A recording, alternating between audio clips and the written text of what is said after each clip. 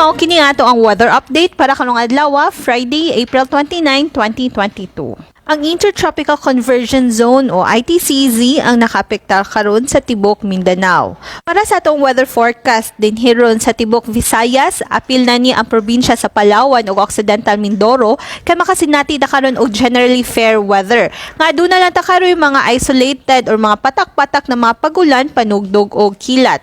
Nagpadayon gihapon tag monitor sa atong heat index. Din hiron sa tibok Visayas, apil na ni ang Palawan ug Occidental Mindoro kay makasinati ta karon og 38 ngadto na sa 40 degrees Celsius. Kini nga to ang buhaton para ato ning malikayan.